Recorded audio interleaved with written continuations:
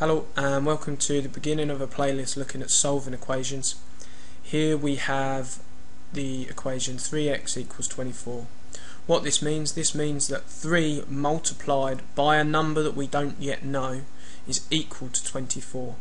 What we're looking to do when we're solving equations is to find out what the number that we don't know is. At the moment, the number that we don't know is represented by the letter x. So this 3x simply means 3 times the number that we don't know equals 24. In order to solve equations, what we need to try and do is we need to try and undo the things that are being done to the number that we don't know. So at the moment, this number that we don't know, this x, is being multiplied by 3. So in order to undo that multiplied by 3, we do the opposite of multiplied by 3. And so what we are going to do is we are going to divide by 3. So what we end up with is, that means that x will equal 24 divided by 3, which gives us 8. So that kind of makes sense. If we can test our answer here, 3 multiplied by 8, does that equal 24? Yes, it does. So that means that our answer here must be correct. Let's take a look at this one. We've got 4x equals 15. So again, this just means that we're multiplying a number by 4 and it's equaling 15. So we're going to do the opposite of multiply by 4, which is divide by 4.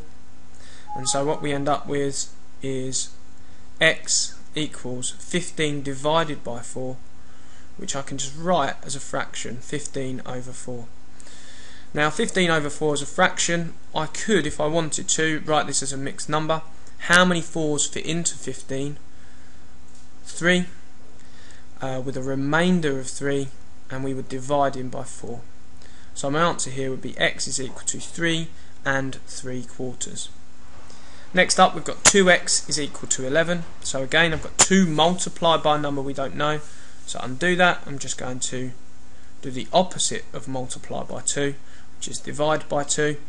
And so what we end up with is x is equal to 13 over 2, which we could then say, if we wanted to write this as a mixed number, 13 over 2, how many 2's fit into 13?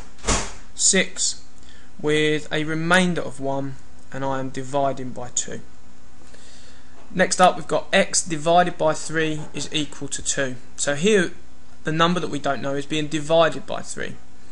So again, we're just going to do exactly the opposite of what is happening to the number that we don't know. So the opposite of divide by 3 would be to times by 3. So that means that x is going to be equal to 6. And again, we can just check that 6 divided by 3, does that equal 2? Yes, it does. So that means that our answer here, x equals 6, must be correct. Next one, we've got x divided by 4 equals 5. So the opposite of divide by 4 is times by 4. So that means that x is equal to 5 multiplied by 4. So x is going to be equal to 20. Last one, we've got 2x divided by 3 equals 6. So the first thing that we're going to do is the opposite of divide by 3. So the opposite of dividing by 3 is multiplying by 3. That means that 2x is equal to 6 multiplied by 3, which is 18.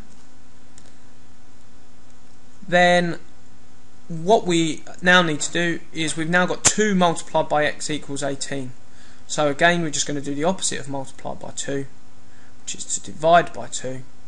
And so that means that x is equal to 9. And that would be our final answer. We can check if our answer is correct by just substituting this back in and seeing if it is equal to the value that we're told. So 2 multiplied by 9, that makes 18. 18 divided by 3, that gives us 6. So our answer here would just be x is equal to 9.